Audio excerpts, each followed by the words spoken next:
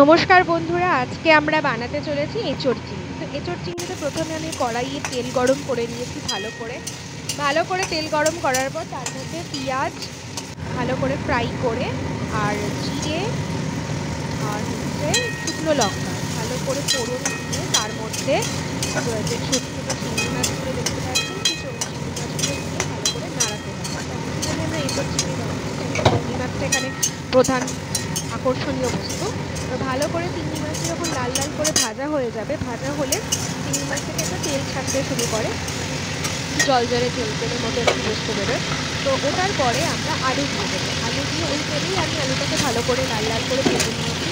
আলু ভালো করে ভাজা হয়ে যাওয়ার পর দেখুন আমি আলুগুলোকে সুন্দর করে পরিষ্কার করে ভালো করে আলুগুলো একটু কাটা হয়েছে, কেটে সুন্দর করে এই তেলের মধ্যেই কিন্তু ভালো করে ভেজে নেওয়া হচ্ছে। ভালো করে এটাকে ভাজতে ভাজতে যখন আলুটা একটু নরম হয়ে যাবে তখন এই মধ্যেই আমি এঁচোড়টা আলাদা করে আগে সেদ্ধ করে রেখেছিলাম। তো সেদ্ধ এঁচোড়টা এই আলুর মধ্যে আমি দিয়ে দেবো। দিয়ে দেওয়ার পরে ভালো করে এঁচোড়টাকে আবার এই আলু এবং চিংড়ি মাছ আর পেঁয়াজ আদা রসুন পেস্টগুলো আমরা পরে দেবো আবার। তো এগুলোর সঙ্গে আবার ভালো করে নাড়াতে হবে।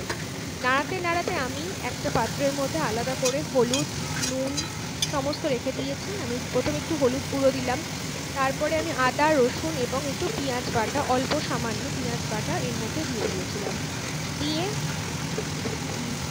ছোট ছোট করে কেটে রাখা টমেটো, একদম কুচি কুচি করে কেটে রাখা টমেটো এর মধ্যে দিয়ে দেওয়া হলো।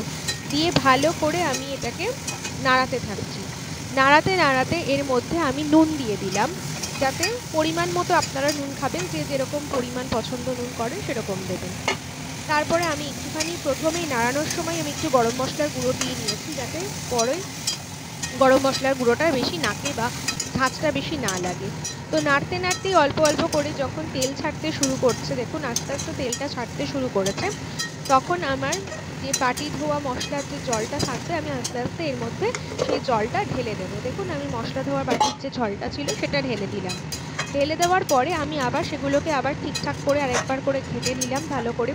তো নাড়িয়ে নেওয়ার পরে এটাকে আমি এবার ফুটতে দেবো। কিছুক্ষণ ফুটলে জিনিসটা, এঁচোড়টা তো আমার সেদ্ধ করাই ছিল, আলুটা সেদ্ধ করার জন্য ভালো করে ফোটার দরকার।